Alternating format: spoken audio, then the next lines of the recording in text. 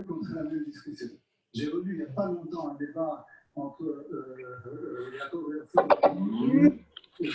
Si les autres participants peuvent couper leur micro, ce serait bien. Parce qu'on entend tout en arrière-plan, on entend les télés, on entend les devoirs, on entend tout. Ce serait sympa de couper les micros. Bon, moi, je ne couperai pas le mien, vous n'y arriverez pas. Donc, la sikha de ce soir. Vous l'avez, tout le monde là sur son écran, tout va bien? Bon. À la pasouk, à propos du pasouk, Viatek Misham va yarpor.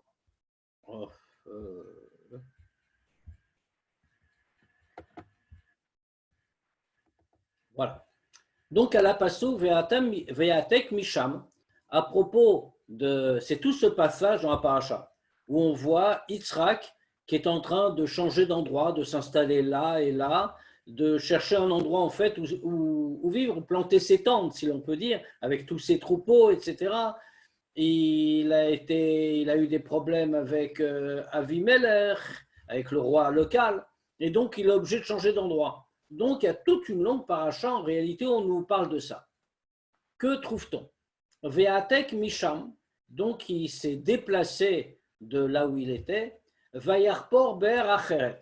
Il a creusé un autre puits, puisque Vélo Ravo Aléa, et ils ne sont pas venus, les gens d'Avimelech, ils ne sont pas venus contester la présence de Yitzhak, puisque c'est là, encore une fois, toute l'histoire, qu'il y a beaucoup d'explications spirituelles, qui est que Yitzhak donc arrive dans un endroit, puisqu'il a quitté la ville, a quitté le peuple d'Avimelech, il a eu quelques histoires là-bas, et il est venu il cherche des endroits, donc il creuse des puits, il a de nombreux troupeaux, et à chaque fois qu'il creuse un puits, les gens d'Avimelech viennent et lui rebouchent son puits. Et donc il est obligé de partir, de chercher de l'eau ailleurs. Donc à la fin, il a creusé un puits, Véloraboala, il n'y a pas eu de dispute, il n'y a pas eu d'histoire. Vaïkra Shma Rechovot, et il a appelé ce puits par le nom de Rechovot.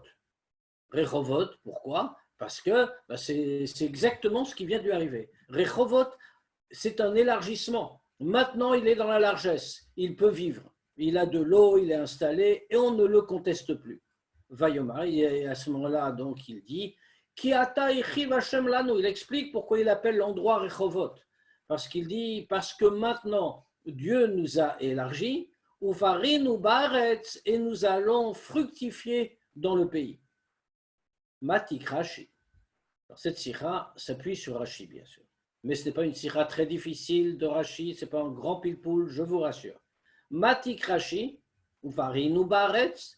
Alors Rashi cite les mots Ufarinu Baretz. Nous allons fructifier dans le pays. Ou Mefaresh, il explique Ketargumo. C'est comme la traduction du Targum.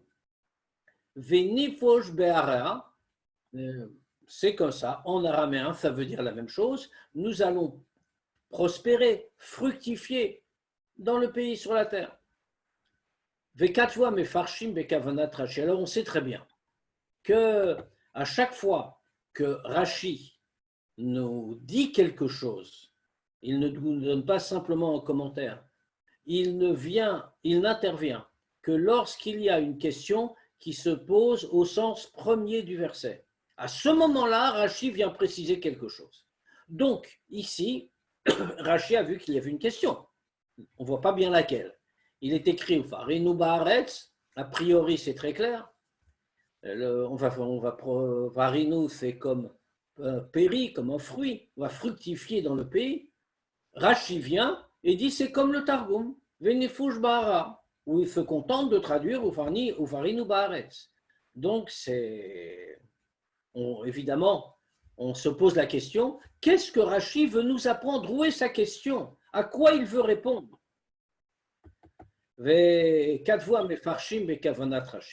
donc, les commentateurs sont venus, interviennent et nous disent quelle est la kavana, quelle est ici l'intention de Rashi? Dilchora, ou farine ou la shonava, que quand on a une question en réalité, si on regarde attentivement le pasuk, ou farine ou baaretz, le mot farine, on attendrait ici dans le contexte un futur en réalité. Il y a Yitzhak dit, on a creusé son puits, personne ne s'est disputé avec lui, etc., etc. Donc, ou farine ou baaretz, on va maintenant pouvoir fructifier. C'est d'ailleurs comme ça que spontanément on le traduit. Mais grammaticalement, c'est faux. Ou la shonava, le mot farine, en hébreu, c'est du passé. Vekevan shamar ki atay chivashem lanu. Or, ça ne marche pas avec le début de sa phrase, puisqu'il dit ki ata maintenant, ichivashem lanu. Dieu nous a élargi maintenant. Echiyomar ufarinu kvar baaretz. Comment il peut conclure en disant ufarinu baaretz, c'est-à-dire qu'on a déjà fructifié sur la terre, mais c'est maintenant que Dieu nous a élargi, et c'est pour ça qu'il le dit. La reine, katav Rashi, shepirush ufarinu kan uvenifosh beatid. Et c'est pour ça que Rashi intervient. Et que Rashi intervient, nous disent les commentateurs de Rashi, bien sûr, il vient pour nous dire ufarinu, grammaticalement, c'est du passé, mais ici, il faut le comprendre comme nifosh, c'est-à-dire le futur en araméen dans la traduction du Targum. Aval bepashtut. Mais malgré tout, au sens premier. Yef Charles Omarken. Ça répond très bien à notre question, bien sûr, mais on ne peut pas dire ça. Deare matsinu batora pamim achirabot. Tevot belashon ava ve'avav sheberoshan ma'afartan le'atid. Parce que nous avons d'autres exemples du même type dans la Torah. On voit de très nombreuses fois dans la Torah des mots qui sont donnés au passé. Mais quand il y a un vav devant, alors ça les transforme en futur. Donc ici, on a le même phénomène. On a ufarino, c'est un passé, le mot farino, mais avec le vav devant, ça le transforme en un futur, dans le sens de futur. Vimken, pashut gam benedondidan, shepirush ufarino bav bevav, ou shenifar et batid. Et donc on comprend très bien que du fait qu'ici on nous dise ufarino avec un vav, alors ça fait que le farino ici n'est plus un passé, mais ça le transforme en une autre forme, nefare. Nous allons nous développer, nous allons fructifier dans le futur. Venkan kushya. Donc dans ce cas-là, si on applique ce principe, il n'y a pas de question. Vein sorer les Rashi, les Farsho, et donc Rashi n'a pas besoin d'apporter une explication. Comme d'ailleurs, il ne le relève pas dans les autres endroits où on a exactement la même chose, un verbe au passé qui est transformé en futur par un vav à son début. Gam tsaech lavin. Il y a encore une autre chose qu'il faut comprendre. Rashi mefaresh tevat ufarinu velo tevat baaretz. Ki be'ara muatek berashi einu mosibio betevat baaretz. Il y a une autre chose qu'il faut comprendre. On sait que chez Rashi, tout est extrêmement précis. C'est-à-dire qu'il fait toujours précéder son commentaire par la citation des mots qu'il va commenter. Ici, qu'a-t-il écrit? Farinu baaretz. Alors, on va le traduire au futur, d'accord. Et nous allons fructifier baaretz dans le pays, sur la terre. Très bien. Mais il n'explique absolument pas baaretz. D'ailleurs, quand il rapporte la traduction du Targum, il ajoute Bahara dans le pays. La même chose, c'est la traduction de Baaretz. Mais ça ne rajoute aucune explication au mot Baaretz. C'est la simple traduction. Imken, Lamamati Gamtevat Baaretz. Alors, dans ce cas-là, pourquoi Rashi cite-t-il le mot Baaretz et pas seulement Ufarinu, puisque c'est cela qu'il veut expliquer? Abir Basé. On va expliquer ça. Ufarinu ou Milachon Peri. Le mot Ufarinu, qu'est-ce que ça veut dire? Le mot Ufarinu, on a traduit par fructifier parce que, comme on le voit, du point de vue du point de vue de la langue, le mot farinu, c'est péri, c'est un fruit. Ou pirouche, akatovu, vena perot. Donc, qu'est-ce que ça veut dire? L'explication simple du pasuk, pourquoi on emploie un mot qui renvoie à péri, à la notion de fruit, c'est parce que na perot, on va faire des fruits, on va fructifier. Mais kevan shamdubar ou belanu, bibne adam. Et puisque bien sûr ici, c'est lanu, on parle des hommes. Shehem yasu perot, que les hommes vont faire des fruits. À kavana basé, qu'est-ce que ça signifie quand on parle d'hommes qui vont faire des fruits? C'est chez Yivru bebanim ou banot, ils vont avoir des fils et des filles. Adrer machekatouv. Pourquoi est-ce qu'on est obligé de dire ça et que ce n'est pas fructifié d'une autre manière? Mais parce que comme on voit dans la Torah elle-même, dans la première paracha, pour vous, Dieu bénit Adam et Chava, pour vous, croissez et multipliez. Autrement, on emploie là-bas aussi le mot perou, comme péri, comme oufarine, ou faites des fruits. Et les fruits de l'homme, c'est ses enfants. Les dargis à mouvan, chez Nudida neino domé leatam. Maintenant, d'un autre côté, même si on veut interpréter comme ça, que oufarine, se dire perot, des fruits, donc, pour des êtres humains, des fils et des filles. Dans notre cas, on comprend que ça ne correspond pas. On ne peut pas l'expliquer comme on l'a expliqué à propos de Adam et Chava, à qui Dieu dit « Pro urvu ». Pourquoi? Mais pasuk pro urvu. Là-bas, dans ce pasuk, pro urvu. Mais Perush Rashi, le Rashi a expliqué là-bas. Imlo Amar et la prou, aya echad molid echad velo yoter. Puisque là-bas, une question évidemment. Quand on a regardé, quand on lit le pasuk et qu'on lit prou pour vous, il y a deux mots, croître et multiplier, fructifier plutôt et multiplier. Qu'est-ce que l'un rajoute par rapport à l'autre? Pourquoi deux mots? L'idée est la même. Alors Rashi est venu répondre à cette question. Il a dit, s'il ne leur avait dit que pro, ayez des fruits, fructifiés, alors chacun aurait engendré une personne et pas davantage. Uba urvu, et c'est pour ça que Dieu rajoute urvu et multipliez-vous, qu'un seul va engendrer de nombreux. Kloma, shegam al vlad echad matim alashon pro. De là on déduit à contrario que même si quelqu'un n'a qu'un enfant, ça s'appelle déjà pro, ça s'appelle déjà faites des fruits. Aval benidon didan, sheufarinu bamem shel ekiata echiv Hashem lanu.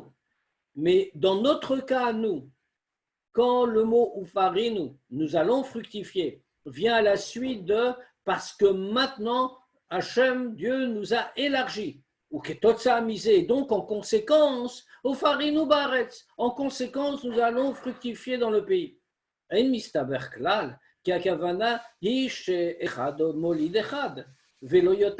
ne peut pas du tout dire, c'est pas du tout logique de dire que toute l'intention du pasuk, de Rashi, c'est de nous dire que un a donné naissance à une seule personne, velo yoter, et pas davantage. C'est-à-dire que simplement, il n'y aura personne de stérile. Mais peut-être que chacun n'aura qu'un enfant. Et ça, ça ne s'appelle pas du tout ichiv. Ça n'est pas un élargissement. Et donc on comprend. Chez Ufarinu Kan, que quand on dit ici Ufarinu, qu'on va fructifier, ou bedugmat mashekatuv lo egarshenu panecha beshana achat pentier ared shemama gomer. C'est comme on trouve un autre pasuk dans la Torah, tout à fait sur un autre sujet, que quand les Juifs vont entrer en Israël, il est écrit Lo agarshenu mi panecha, je ne vais pas chasser le peuple qui occupe la terre d'Israël de devant toi, beshana achat, en une seule année. Pentia ared shemama, parce que peut-être la terre sera abandonnée, désertique, puisqu'il n'y aura personne pour la travailler, personne pour la cultiver. Mais c'est peu à peu que je le chasserai de devant toi. Ad asher tifré, jusqu'à ce que tu fructifies. Chez Pirouche tifré, que comme on voit, qu'est-ce que ça veut dire manifestement ici, fructifier? Ou chez Yubaret, Sarbe Bne Adam, c'est que sur la terre d'Israël, il y aura beaucoup de monde. Et on aura besoin de plus de terre pour occuper, pour que tout le monde ait sa place. Et donc ici, c'est la même logique, bien sûr. Si Yitzhak dit, Ufarinu, on va fructifier, ça signifie que Echad Molid Arbe, qu'il y en a un qui va engendrer énormément. Donc on a compris l'idée. Avalal pisé caché bioter. Mais une fois qu'on a compris cette idée-là, que Ufarinu, ça veut dire avoir une descendance et avoir beaucoup d'enfants. Mais il y a une grande question. Arelo ayu les Yitzhak ou les Rivka rak shne banim Yaakov et Esav. Dans la réalité concrète, avec tout ça, combien Yitzhak et Rivka ont eu d'enfants? Uniquement 2 fils, Yaakov et Esav.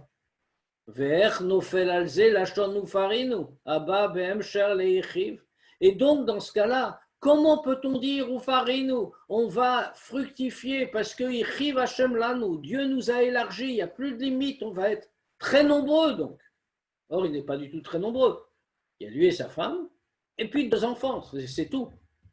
Velachen pirush Rashi, she'ein kavanat ufarinu levladot como pro vous gomer, kim venifush. Et c'est à ça que veut répondre Rashi en réalité. C'est donc pas au passage du futur, de la forme passée à un sens futur, puisque comme on a dit, il y a d'autres exemples du même cas. Le vav devant le mot l'a transformé en futur. Mais même si normalement c'est un passé. Mais Rashi veut nous dire ici, Ufarinu ne fait pas référence aux enfants. Mot pro vous, comme on aurait pu l'apparenter à ce qu'on a cité à propos de Adam et Chava. Pro vous, fructifiez et multipliez-vous. Kim venifush. Mais il nous dit c'est comme le Targum, pas juste une traduction. Venifush. Alors qu'est-ce que c'est venifush? Venifush, c'est le même sens que ce qu'on avait compris au début, sans le rattacher à la descendance, mais au fait de fructifier au sens général dans le pays. Qu'est-ce que c'est? Donc, Kvar Katav Rashi, Pirush Tevazu. Rashi a déjà expliqué le sens de ce mot. À la Pasuk, Shem Aechad Pishon Gomer. Dans le récit de la création, on voit où est placé le Gan Eden. Et là-bas, dans le texte, on nous dit, il y a tel et tel fleuve qui sont tout autour du Gan Eden, qui en sortent. Un de ces fleuves, c'est le Pishon. Et puis Rashi vient et explique pourquoi ce fleuve porte ce nom. C'est parce que ces eaux sont bénies, elles sont très abondantes. Elles montent et elles arrosent la terre. Nikra Pishon. C'est pour ça que c'est appelé Pishon. Comme ces troupes se sont étendues. C'est-à-dire que la chose elle-même se multiplie et grandit. Et c'est pareil ici. Ce qu'on veut dire ici, c'est que Yitzhak lui-même va être avec une grande abondance, avec de la grandeur, ou comme il est écrit clairement. Vaïgdal Aïsh, Vaïeler, alors Vegadol, Adki Gadal Meod. C'est ce qu'on nous dit, que Yitzhak a grandi, l'homme a grandi, Yitzhak a grandi, il a progressé au point d'énormément grandir. Vaïlo, Mikne Tson ou Mikne Bakar, il a eu des très grands troupeaux, Vavouda Rabba, une main-d'œuvre importante. On a mal pisé, la mamévu Rashi Beshematagum. Maintenant, on a une autre question. Donc, on a compris l'intention de Rashi. L'intention de Rashi n'est pas de préciser le temps du verbe, Ufarinu, dans son sens et dans sa grammaire. L'intention de Rashi est donc de nous dire attention, ne confondez pas. Ufarinu ne vient pas de prou ou vous, en se rapportant à des enfants qu'il n'y aura pas, puisque Yitzhak n'aura que 2 enfants, donc on ne peut pas dire prou, c'est énormément. Mais il veut nous dire, au sens général, Venifush Bara, on va prospérer dans le pays, on va prospérer sur la terre. Donc, et on l'apprend du Targum qui traduit ou farinu par vinifosh, qui veut dire simplement fructifier, prospérer. Mais dans ce cas-là, on a une question. Lama me vieux Rashi b'shem Targum. Pourquoi est-ce que Rashi le ramène du nom du Targum? Avele le faresh ken me'atzmo mitzadecha chanal bepshat hakatuv. Pourquoi est-ce qu'il n'aurait pas dû le faire? Mais parce qu'il pouvait l'expliquer de lui-même, du fait de ce qu'impose le sens premier du pasuk. Il l'aurait très bien dit comme ça et tout le monde aurait compris. Pourquoi doit-il avoir une référence dans le Targum? Atam alze, on va donner la raison. Berov amekomot, chez Katu Batora Lachon Prouve et Kayot Sebazé, dans la plupart des endroits où dans la Torah il y a le mot prou, ayez des fruits, fructifier, etc. Mais Faresh Targum, Pushu, Vekayot Sebazé. Le Targum le traduit par Pushu, comme on va voir. Aïnou, chez la Targum, Gam Kshairi Beoladat Vladot, Asiat Perot, Yesh Bazé Gam Atochen Shel Pision. Or, Pushu, comme on a dit ici, c'est comme Rashi l'a rapporté, Venafouche. On va fructifier. Mais dans la plupart des endroits où le Targum emploie donc le mot et le traduit, c'est la même chose. On voit que selon l'opinion du Targum, même quand il s'agit d'enfants, c'est-à-dire faire des fruits, eh bien, il y a aussi Plichion dedans. Et on va prospérer, on va fructifier. Qui a l'idée mitrabe gamma molidatsmo, parce que par ça, même le géniteur se développe, se multiplie quand il est en train de donner naissance. Chez Misé Mouvan, de là on comprend que d'après l'opinion du Targum, que chez Apirouche, chez Ufarinu, ou Rak Ribouy Batsmo, qui est Benidon Didan, et donc de là on comprend que d'après le Targum, même quand l'explication, le sens de Ufarinu, c'est seulement une multiplication en soi-même, comme dans notre cas, c'est-à-dire c'est Yitzhak qui se multiplie, mais pas la descendance pour le moment. Cette explication-là n'est pas exceptionnelle par rapport aux autres endroits. Parce que partout, on peut employer ce mot selon le Targum, que ce soit pour de très nombreux enfants ou que ce soit simplement pour l'homme lui-même qui est concerné par ce qu'on est en train de dire. Ça aussi, ça inclut dans le sens de ce mot. Velachen, Metsayen Rashi la Targum. Et c'est pour ça que Rashi ici renvoie à la traduction du Targum. Les lamdenu, chez Ein Pirouze Venifosh Besuk Velo Matzatilo Chaver. Pour bien nous montrer que le sens donné ici à Ufarinu, c'est-à-dire à Prou, à Péri, Vinifosh, n'est pas exceptionnel. Ce n'est pas la seule fois où on va dire ça. Pourquoi? Parce que dans le Targum, c'est ce que veut nous faire comprendre Rashi, je vous cite le Targum, parce que pour le Targum, ça a toujours aussi ce sens-là.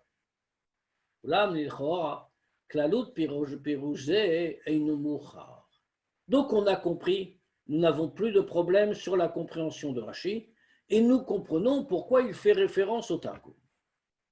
Mais cependant, ce sens-là, de manière générale, il ne s'impose pas. Yesh lefaresh, she'ufarinu hakavana levladot perot, va'afal piken, matimze le ichiv Hashem lanu. Alpi mash katav Rashi kvar beparshat vayera, bnei banim areem kebanim. Pourquoi? On n'était pas du tout obligé d'avoir toute cette réflexion. Et donc Rashi aurait pu ne rien dire.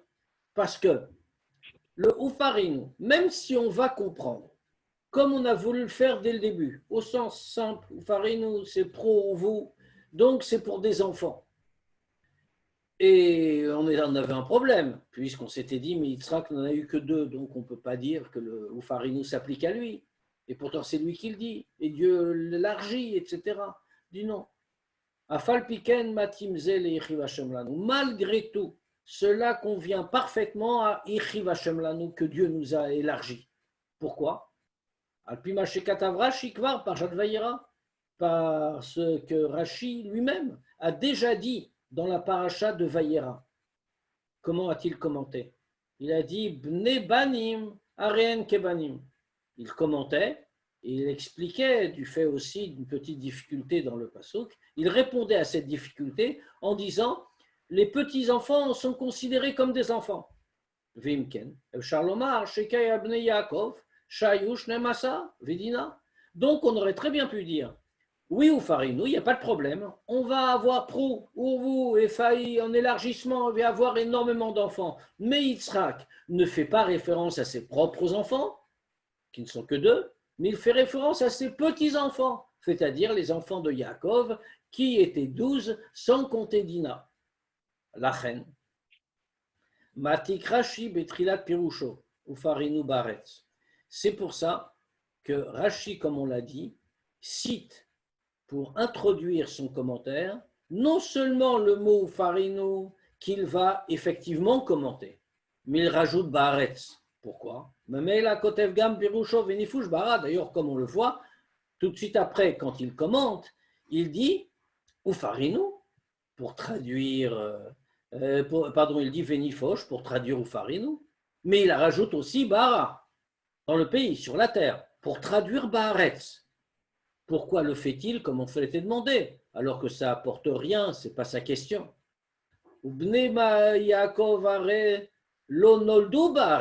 Alors que les fils de Yaakov ne sont pas nés en Eretz Israël. Grar vegam lo beretz Israël bichlal, qui im bechutz laaretz, ils sont pas nés à Grar et même pas, et de manière générale, ils sont pas nés en Eretz Israël. Qui im bechutz laaretz, où sont-ils nés? Ils sont nés en dehors d'Israël.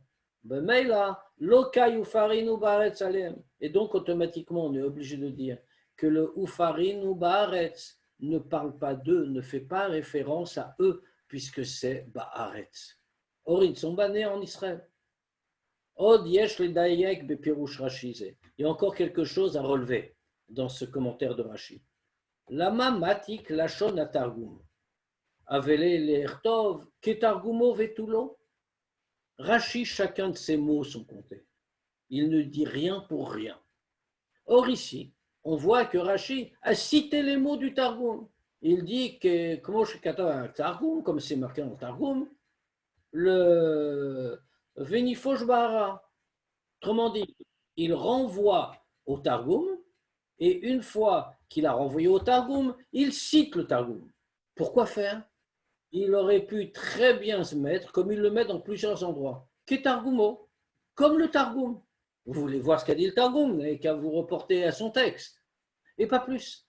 Keminago bemkomot rabim, comme c'est son habitude dans de nombreux endroits. Valomé dirait Betargum pasukze, l'étudiant va aller chercher dans le Targum la traduction du pasuk. Vabio, l'explication. Betargum kan, shte girsaot. En réalité, dans ce texte du Targum, nous avons, comme ça arrive parfois pour les textes anciens, y compris pour nos textes, il y a deux versions. Première version, Ve'yav Shinena. Deuxième version, Venifosh. Umatik Rashi, la Shon Targum, lamdenu, shegirsa nechona i Venifosh. Alors bien sûr, c'est toujours un problème quand il y a plusieurs versions. Pourquoi il y a plusieurs versions d'un texte? C'est très simple, nous avons affaire, on est dans des textes très anciens, l'imprimerie n'existe pas encore, les livres sont rares et c'est des copistes qui nous permettent de les avoir encore aujourd'hui. Et donc, il est clair que quand le copiste a pu se tromper, a pu changer un peu, a pu avoir une version qui était un petit peu différente, donc il est nécessaire souvent de savoir quelle est la bonne version. Pourquoi? Parce que ça peut changer l'interprétation. Ici, nous avons deux mots, Ve'yiv Shinena ou Venifosh. Rashi rapporte le mot employé par le Targum pour nous apprendre que la bonne version, c'est Venifosh. Ve'av she'en inyan pirush Rashi le'odienu girsat Targum. Bon, ce qui est quand même une question, parce que Rashi a un but dans son commentaire, un but et un seul. Son but, c'est d'expliquer le sens premier du texte, le sens premier de la Torah. C'est pour ça qu'il vient sur chaque question qui se pose, qui vient dans l'interprétation première. Mais ici, il serait venu nous apprendre quelque chose uniquement pour préciser la bonne version du Targum. Ce n'est pas son rôle.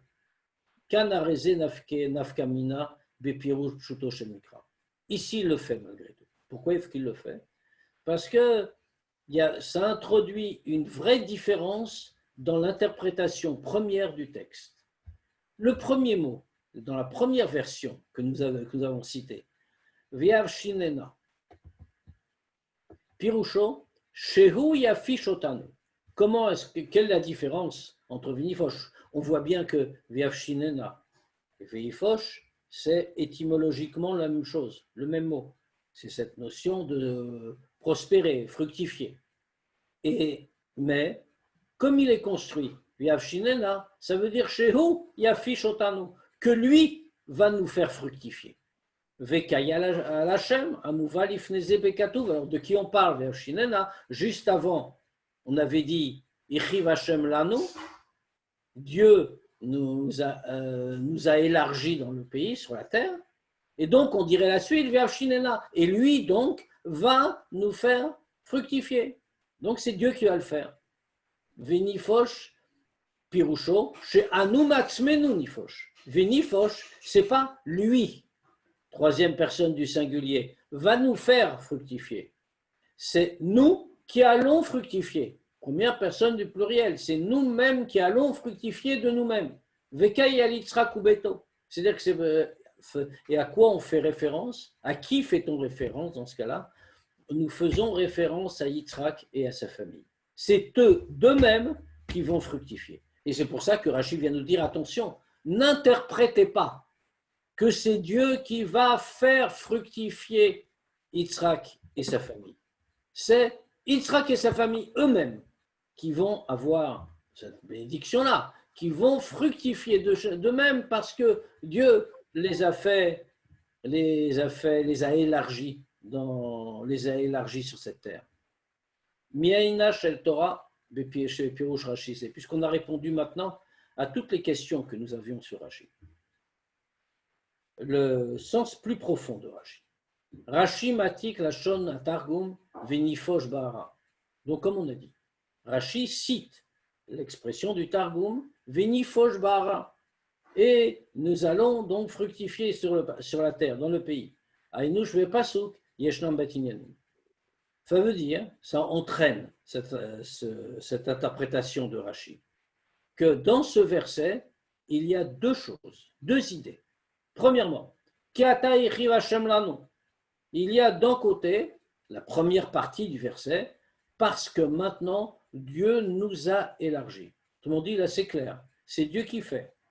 Oui, il y en a bas milmala, c'est ce qui vient d'en haut, ce que Dieu donne. Deuxième sujet, Venifosh bara, et nous allons fructifier dans le pays.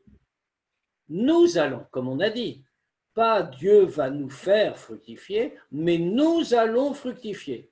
C'est-à-dire, Uinyan Avodat Adam. Ça, c'est le résultat du travail, de l'effort de l'homme. Il y a donc une partie qui désigne ce qui vient d'en haut, ce que Dieu donne, et l'autre partie qui dit ce que l'homme apporte à partir de ce que Dieu donne. Meramez Rashi, Shatachlit Shalichiv Hashem Lanu, Hi Venifosh Be'ara. Et c'est exactement ce que veut nous dire Rashi. Rashi veut nous dire ici que tout le but, qu'est-ce que c'est? Si Dieu nous donne, c'est une très grande bénédiction. Ichiv Hashem Lanu, Dieu nous élargit. Mais tout le but de ce Dieu nous élargit, c'est Venifosh Bara. C'est nous allons, par notre travail, nous allons, fructifier dans le pays. Sha'adam Yavod, que l'homme travaille. Tachlit Kavanat Briat Haolam Va'adam. Parce qu'ici, on rencontre de nouveau très grande et très importante idée. Toute l'intention de Dieu dans la création de l'homme et du monde, à l'idée à Kadosh Baruch Hu, par Dieu, Chiv Hashem, comme on voit dans le Pasuk, Dieu nous a élargi. Toute l'intention de l'œuvre de Dieu, Hisha Adam Yiga Ve'avod Bazé. Tout le but, c'est que l'homme se fatigue et travaille avec ça. Ou comme il est écrit, Adam la'amad le'amal yulad, l'homme est né pour le labeur, pour se fatiguer, si je traduis littéralement. c'est-à-dire pour investir dans la création de Dieu, pour la développer. Vofan avodahu. Et comment travaille-t-on? Comment fait-on ce service-là qui est le but de toute chose? Venifosh bara.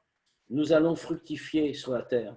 Sha'adam yavod imaolam vinyanav.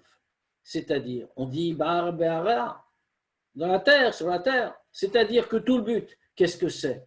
C'est quoi le but du travail? Ce n'est pas un travail détaché du monde matériel. Ce n'est pas un travail qui finalement se contenterait uniquement du spirituel, ce qui est aussi une forme du service de Dieu, de la avoda, du travail en question. Mais ce n'est pas ça le but ultime. Le but, c'est que l'homme travaille avec le monde, avec toutes les choses du monde. Ad shemar magi aledarga shadam kaviachol mosif à la bria. Il travaille tellement qu'il en arrive à un degré où l'homme, si on peut dire, va rajouter à la création, il va rajouter à la création comme elle a été faite par Dieu. Et c'est pour ça, Vinifosh, nous allons fructifier, nous allons apporter, si on peut dire, quelque chose en plus. Alors qu'est-ce que l'homme peut apporter à la création de Dieu? La création de Dieu est parfaite, par définition, elle vient de Dieu. Comment l'homme, créature limitée et imparfaite, pourrait y apporter quelque chose? Aïnou, c'est-à-dire, chez Megalé Lokut, il révèle la divinité à l'idée des Torah ou mitzvot, il révèle la divinité par la Torah et les mitzvot, Gam bemakom kazé, chez Mitzad Abria, Ein Elokut Begilul Sham. Même dans un tel endroit où, du fait de la création, tel que Dieu l'a conçu, la divinité n'est pas révélée en cet endroit-là. Ou comme les Chachamim nous le disent dans leurs mots, quand l'homme agit de cette façon, c'est-à-dire qu'il réalise la révélation de Dieu dans un endroit où il n'apparaît pas de façon dévoilée, alors on a ces shutaf, la kadosh baruch hu b'maaseh bereshit. Alors il devient un associé de Dieu dans l'œuvre de création. Vétéramisé. Encore plus que ça, Amrou Chazal, les Chachamim nous ont dit, Ma kadosh baruch hu boré olamot avavichem boré olamot. De la même manière que Dieu crée des mondes, votre Père aussi crée des mondes. C'est-à-dire que l'être humain crée des mondes, si on peut dire, à l'instar de Dieu. C'est la place que Dieu lui a donnée en réalité. Il en a fait son associé. L'homme révèle des choses que personne d'autre ne peut faire dans le monde. Omnam yesh makom liton, erev sharadava. Alors bien sûr, il y a tout de suite la question qui monte. Comment est-ce possible? Mais Kevan, Kadosh Baruch Hu bara et haolam, on est en train de dire qu'on va aller plus loin encore que ce que Dieu a fait. Mais puisque Dieu a créé le monde, et il l'a créé comme il le voulait, c'est-à-dire avec les limites qu'il lui a imposées,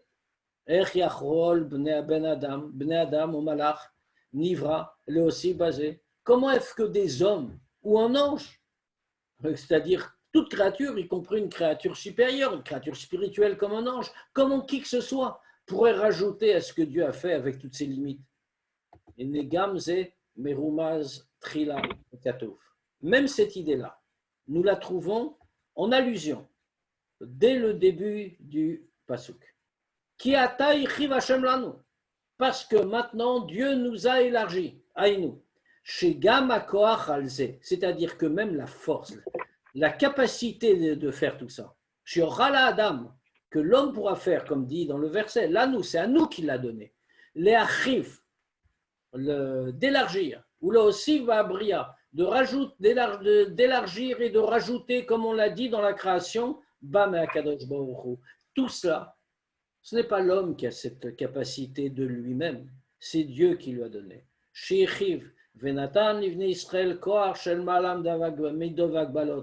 Que Dieu a élargi, a donné aux Juifs la force plus haute que toute limite.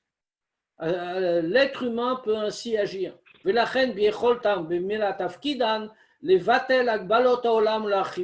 donc c'est pour cela que l'homme a la capacité et donc automatiquement a la mission d'annuler toutes les limites du monde et ainsi de l'élargir. De l'élargir. Beruchniut, spirituellement bien sûr. Bemela gam begashmiut. Et donc automatiquement, si c'est spirituel, c'est aussi en matériel parce que les deux sont liés. Qui a lié des émosifim bracha, unetina, untana haaretz yevula. Parce que par ça, on est en train de rajouter de la bracha. Et alors la terre donnera sa production. Veretz hakodesh ikezvi shamakom agashmemit pachet chulu. Et comme nous chachamim, compare la terre d'Israël au cerf, l'animal, le cerf, que la terre d'Israël est appelée Eretz Hatzvi, la terre du cerf. Et les commentaires nous expliquent pourquoi. Parce que la terre d'Israël, quand il y a eu la destruction du Beth Amikdash, quand il y a eu l'exil, etc., quand la Shrina, pour tout dire, s'en est comme retirée, même si ce n'est pas tout à fait exact, quand elle s'est retirée non pas de la terre d'Israël mais du monde, eh bien la terre d'Israël a comme rétréci, comme la peau d'un cerf. Quand on tue un cerf et qu'on le dépouille, eh bien quand on le dépaisse, eh bien, et si on essaye, après l'avoir dépecé, de remettre la peau sur son corps, même si on n'a pas touché à son corps, le corps ne rentre plus dans la peau. La peau, c'est comme rétréci, parce que sa substance en a disparu. Mais si la substance revient, la peau se remettra à sa dimension, si on peut dire. Pour la terre d'Israël, c'est la même chose. Elle est comme le cerf, qu'à partir du moment où Dieu l'habite, c'est-à-dire à partir du moment où l'homme, où qu'il soit, qui qu'il soit, accomplit la volonté de Dieu et révèle la divinité là où elle n'est pas, alors à ce moment-là, c'est comme la terre du cerf, c'est-à-dire que l'endroit matériel lui-même s'étend et il retrouve sa dimension normale, si on peut dire. Les achiv est appelé yoter mikfi sheu mitzvah bria, pour ouvrir plus, élargir encore, plus que c'était du fait de la création. Ukenal chez Adam tzech leosif ou l'achiv et abria, et comme on l'a dit, l'homme doit rajouter et élargir la création. Vegam basé tzarech lavin. Même là, bien sûr, il faut comprendre. Mais kevan shakadosh baruch hu bara et tapé beofan nesuyam, puisque Dieu a créé ici la bouche d'une certaine manière. Comme il est écrit, qui a donné la bouche à l'homme. Allo Anochi Hashem, c'est moi. Comment l'homme pourrait élargir une donnée de base? Pour le début du passou qui répond. Anochi Hashem Elokecha, Amalcha Meretz Mitzrayim.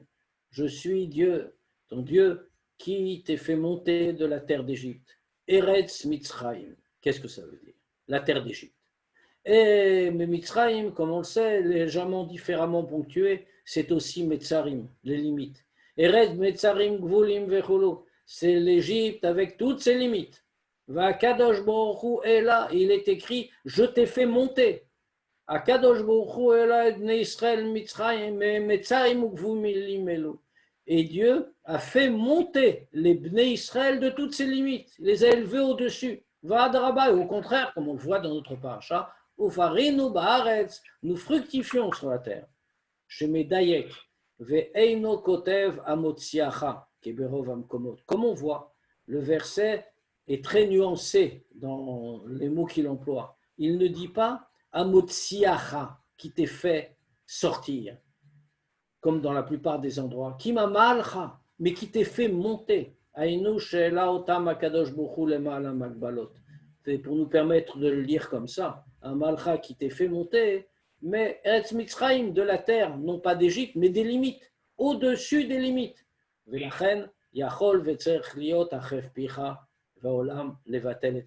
Et donc, il peut y avoir, il doit y avoir achef picha, élargis ta bouche, élargis tes limites, le monde tout entier, pour annuler justement toutes les limites.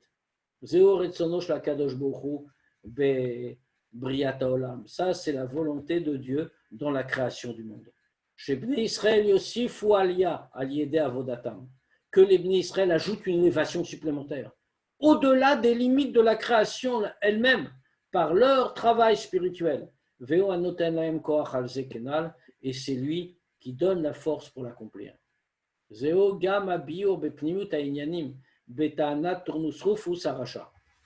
également le sens, au sens profond bien sûr, de ce qui est dit à propos de la question posée par Turnus Rufus à Racha.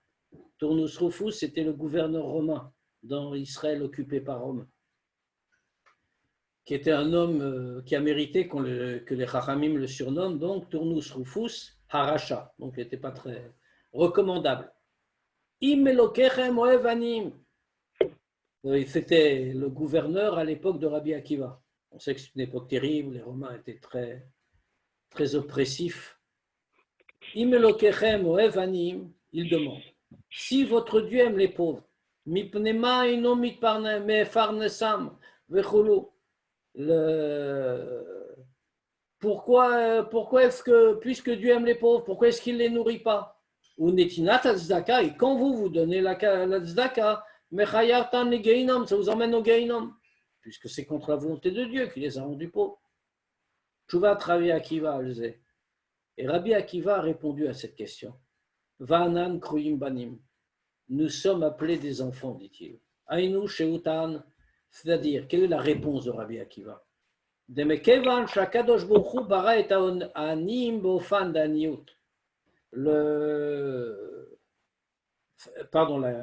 Quel est le sens de l'argument de Turnus Rufus? Il dit, puisque Dieu a créé des pauvres, de façon qu'ils soient pauvres, comment est-il possible que quelqu'un modifie leur statut et rajoute quelque chose? Par le fait qu'il leur donne de la zaka. Rabbi Akiva. Et là-dessus, Rabbi Akiva vient et dit Bnei Israël em banav shakadosh baruch hu. Les Bnei Israël sont les enfants, sont les fils de Dieu. Et de là, nous comprenons, premièrement, qu'il faut donner de zaka, comme le dit clairement l'Agmara. Deuxièmement, comment a-t-on le pouvoir de changer l'ordre de la création?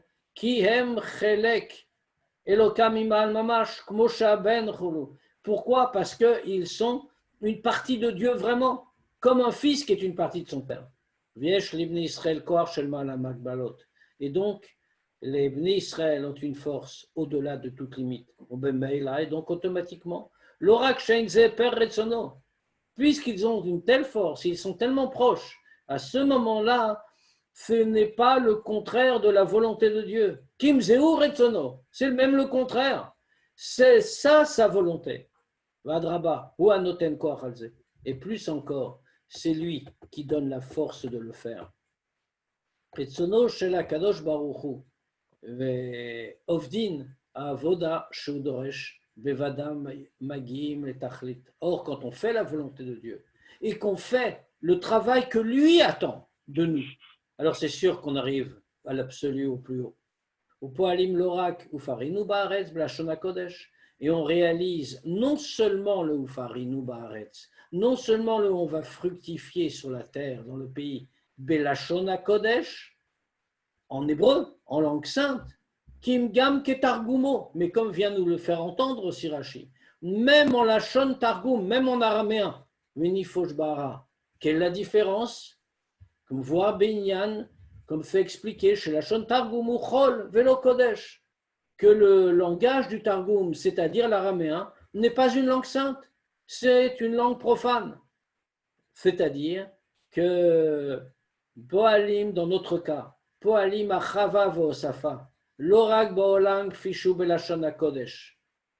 Parce qu'à ce moment-là, on apporte quelque chose, on apporte un ajout, un élargissement, pas seulement dans le monde, comme il est en Lachon Kodesh, c'est-à-dire consacré aux choses saintes. Pourtant, même si, déjà, le fait qu'on l'appelle Olam, chez Gamze Olam, il a Elem, parce que même là, ce n'est pas la divinité directement que l'on voit, comme on sait très bien, d'autant plus que même en hébreu, même en Lachon Kodesh, même en langue sainte, le mot Olam vient étymologiquement aussi du mot Elem, un voilement. Le monde voile la divinité, même en Lachon Kodesh. Mais bien plus que ça, Kim Gam Binyan Echol, même dans les choses profanes, qu'on pourrait penser complètement séparées de la divinité. Shel Haolam Be'ara, les choses profanes du monde qui sont appelées Be'ara, même pas Ba'aretz, un Shna Kodesh, mais en langage profane, la Shon Targum, chez Gambaem, Naaseh dira le Yitbarach. Et de cette façon, même à ce degré-là du monde, qui pourrait sembler éloigné de toute chose sainte, de toute chose importante, de toute chose divine, même là, Naaseh dira le Yitbarach, on construit, on fait la demeure de Dieu.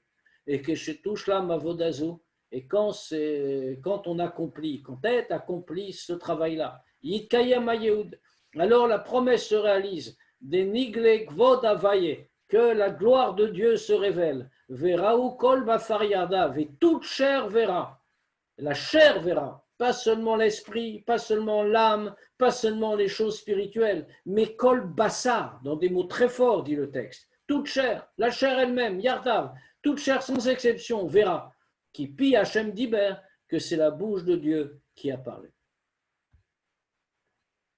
Voilà, si vous avez vos micros, vous pouvez poser des questions.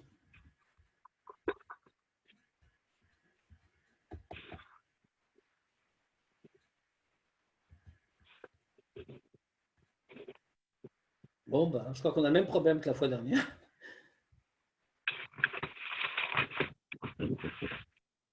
Vous a réduit au silence, j'en suis vraiment désolé. Ah, ça y est, je vois que tu as le micro. Non, il y a le micro. Hein. Voilà, mettez vos micros, comme ça, si quelqu'un a une question, on peut se voir et se parler. Je peux dire un truc Allez-y. Je peux te dire un truc Oui. J'ai 15,10 en français, Ah, c'est magnifique. de moyenne générale, et j'ai eu un 19 en histoire géo, sur le développement. Le français, c'est moyen. Hein. Voilà, c'est une illustration concrète de ce qu'on vient de dire. Ou farine ou baretz. Nous allons fructifier dans tous les domaines, y compris le rôle.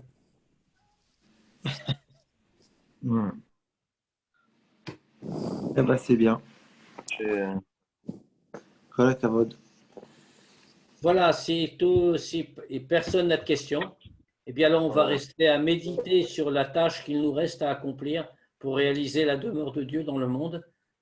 Comme ça, on n'aura plus de Covid ni aucune autre épreuve. Allez, Shabbat Shalom avec beaucoup de joie. Shabbat Shalom. Shabbat Shalom. Et Chodesh Tov, je peux te dire Et encore. Chodesh Tov. Et surtout le mois de Kislev, qui est un mois de lumière. On aura l'occasion d'en reparler. Qui s'élève? Attention, c'est deux choses. Oh.